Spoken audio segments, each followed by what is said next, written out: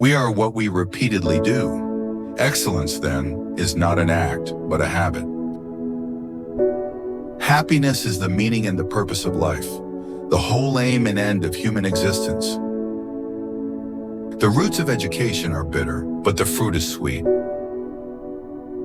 Friendship is a single soul dwelling in two bodies.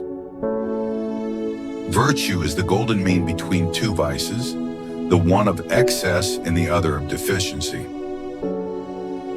Knowing yourself is the beginning of all wisdom. You will never do anything in this world without courage. It is the greatest quality of the mind next to honor. The more you know, the more you realize you don't know. Where your talents and the needs of the world cross, there lies your vocation. Patience is bitter, but its fruit is sweet. Love is composed of a single soul inhabiting two bodies. Educating the mind without educating the heart is no education at all. The one exclusive sign of thorough knowledge is the power of teaching. Well begun is half done. It is the mark of an educated mind to be able to entertain a thought without accepting it. The aim of the wise is not to secure pleasure, but to avoid pain. Man is by nature a political animal. Character may almost be called the most effective means of persuasion. The aim of art is to represent not the outward appearance of things, but their inward significance. He who has overcome his fears will truly be free. Young people are in a condition like permanent intoxication because youth is sweet and they are growing. Happiness depends upon ourselves. At his best, man is the noblest of all animals. Separated from law and justice, he is the worst. Nature does nothing in vain. The high-minded man must care more for the truth than for what people think.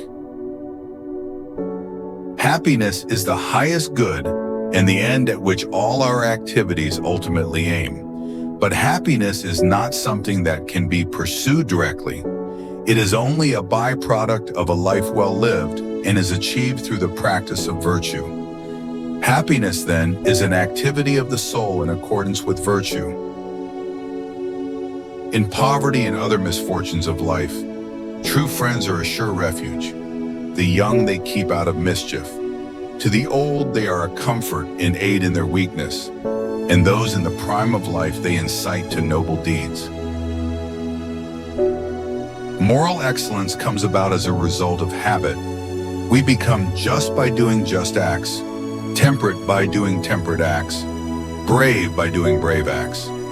In a word, characteristics are formed from corresponding activities. Hence, it is not unimportant whether we form habits of one kind or of another from our very youth. It makes a very great difference, or rather, all the difference. The educated differ from the uneducated as much as the living from the dead. Knowledge is not a possession for its own sake, but a tool for living well. True wisdom comes not from merely knowing what is right, but from having the self-control and character to do what is right.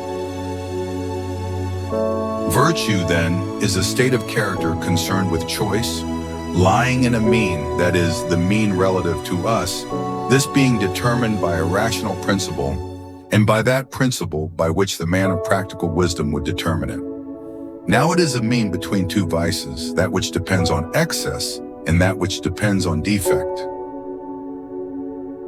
The life of money-making is one undertaken by compulsion, and wealth is evidently not the good we are seeking, for it is merely useful and for the sake of something else.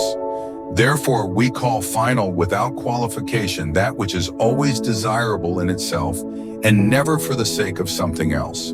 Such a thing, happiness, above all else, is held to be.